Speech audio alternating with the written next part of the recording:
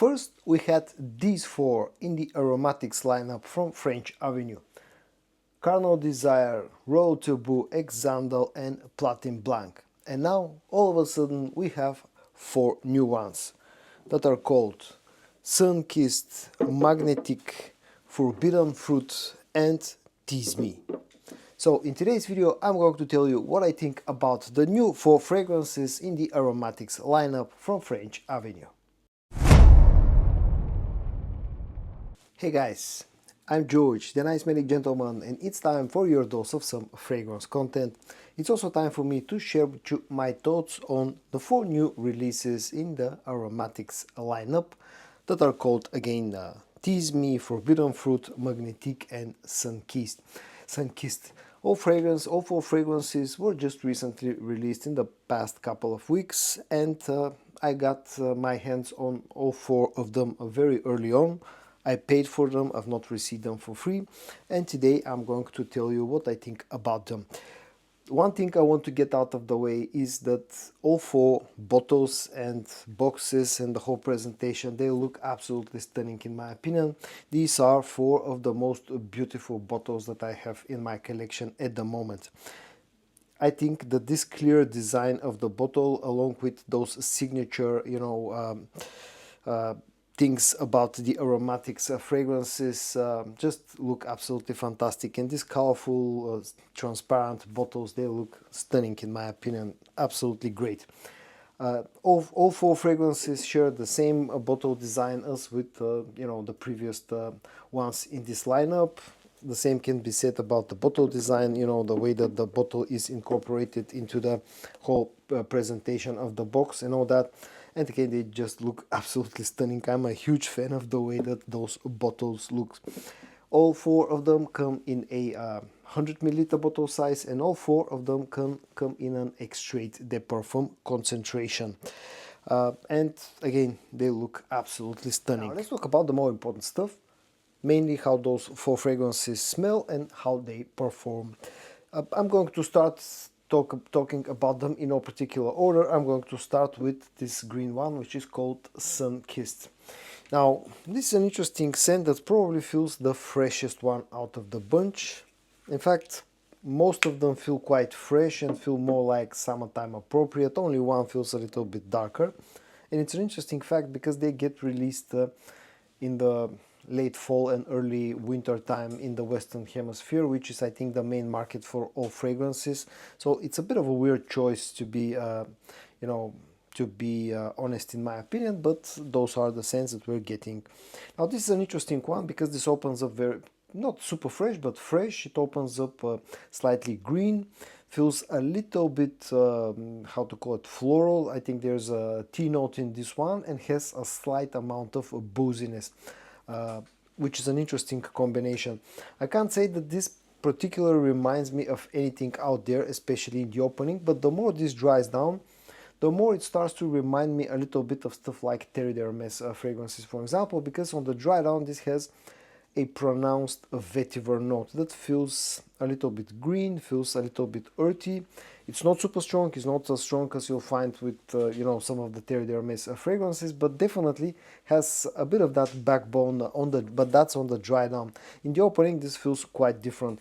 Overall, this is a nice, fresh, green, slightly boozy and earthy fragrance on the dry down that has a bit of a mature factor, feels I would say unisex, but leaning a little bit to the masculine side. And this actually smells quite nice, and it's very appropriate for warm weather in my opinion, and feels a little bit mature as well. The next one that I'm going to quickly talk about is called Tease Me. Now, this is yet another fresh fragrance, although Sun-Kissed feels a little bit fresher than this one, but this still carries quite a bit of freshness. It has an interesting scent that again feels unisex, leaning a little bit to the masculine side in my opinion. This opens up with a nice note of lime, but this has quite a bit of warmth. There's some gingery warmth, like spiciness in this one. There's again a bit of a green touch with this fragrance. It has a bit of that tea note, that floral tea note that you also can find in Sun-Kissed. But for example, this one doesn't have a boozy note in it, boozy feel in it, and on the dry down doesn't feel earthy or grassy or anything like that. On the dry down, this goes into a little bit of a sweeter direction compared to, for example, Sunkissed. The dry down has some vanillic sweetness, has a bit of tonka bean, turns a little bit powdery on its dry down, and has also a slight minty feel to it throughout its life. Now, again, I don't think this is a clone of anything. This one reminds me a little bit of Oolong Cha from the brand of Nishane. Also, some people may get reminded of Imagination as well, maybe because of the floral touch, because of the ginger note, but this one lacks the soapy nature of Imagination, so it doesn't feel really that close. Again, just like Sunkissed, this is a fresh fragrance that's way more appropriate for warm weather in my opinion, but because this one has a little bit more sweetness, this feels slightly more versatile because you can wear this one even in slightly cold weather. The next one in the lineup, which probably feels like the darkest fragrance out of all of them, or the least fresh one, is called Magnetiq, and this probably is the most beautiful bottle in my opinion because of I like the blue color. And this is another interesting scent. In fact, this was the scent that I was looking forward the most to trying out, because people were comparing this one to Reflection Man from Amouage, and this does indeed bring Reflection Man vibes in my opinion, but it's not identical. In fact, this smells quite similar to myself as well, because this has quite a strong orange blossom note, something that you'll find in myself in the myself fragrance, but this also has that neroli, lavender and iris combo that you'll find in Reflection Man, but it feels like a slightly darker, slightly sweeter and slightly thicker take on Reflection Man in my opinion. Again, this feels like a mix between myself and myself and Reflection Man. Overall, this smells pretty nice. This is a fragrance that you can wear throughout the year, probably the most versatile one out of the bunch, the sweetest one out of the bunch in my opinion, along with Forbidden Fruit, which also feels quite sweet, but I'll talk about that one in a second. And this is a nice scent that has maybe even a hint of like a soapy nature, but overall I've been kind of digging the way that a Magnetiq smells, especially in there. This one smells quite nice. Again, this is a unisex fragrance, but this probably is the one that feels the most masculine in my opinion. And the last one that I'm going to briefly talk about is Forbidden Fruit. This is again a very interesting scent that in a way feels fresh, but it's also quite sweet. This opens up sweet, fruity with a strong apple note, but this also has quite a bit of muskiness, which in a way like distantly feels a little bit animalic to my nose. It has a bit of a floral touch, and this also has a bit of a boozy note as well. And it's a very interesting and quite intense opening. In a way, this smells like some sort of a medicine that I used to take as a kid. I don't know why, but it brings such vibes. It's an interesting fragrance that overall I've been also digging quite a lot.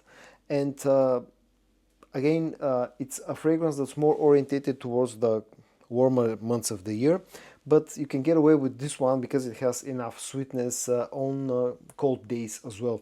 Overall, I think Forbidden Fruit and Magnetiq are the two more versatile fragrances in this new additions to the whole lineup.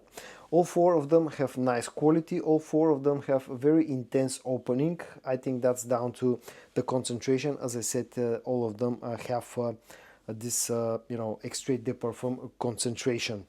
That's regarding their scent. Now, if I have to talk about their performance, basically it's like they're lined up. The least performing one for me has been Sunkissed, followed by Tease Me, then Magnetiq, and then Forbidden Fruit. Now, none of them is like super strong when it comes to their performance.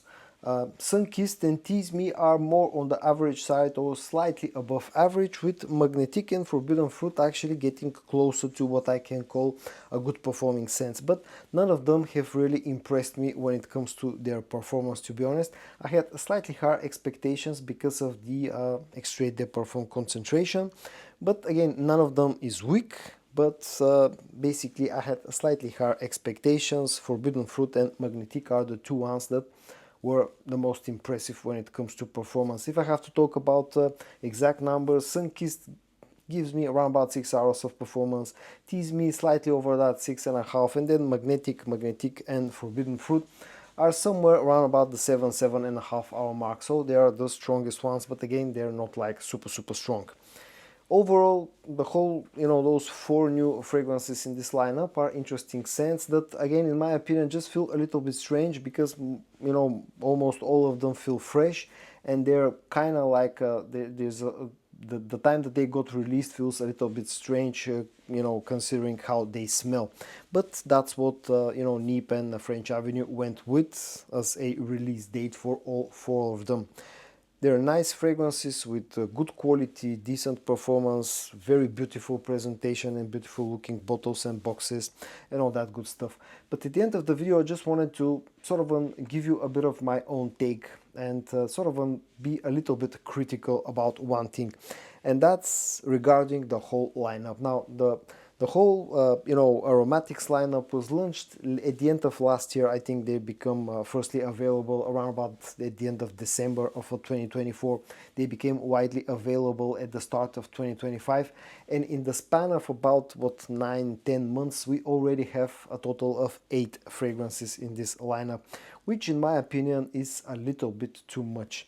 The speed at which, French Avenue are releasing those new fragrances in this lineup is a little bit too fast in my opinion, and that's in a way takes away some of the enjoyment for that people will have for the scents themselves. You're getting bombarded with new releases in this lineup like every other month, and people, it's pretty hard to actually keep up with all that. All those releases. I'm a reviewer, I can afford to buy them, but for a normal customer, the choices, they become more, yes, on one hand, but on the other hand, it becomes really tough to actually choose the right fragrance for you. Or if you are a fan of the lineup, you may feel a little bit pressure to actually buy every new one that's released. And Nip keeps talking about even more new fragrances in this lineup. In my opinion, for the own good of the whole lineup and Nip himself, they should slow down a little bit the speed at which they are releasing the fragrances.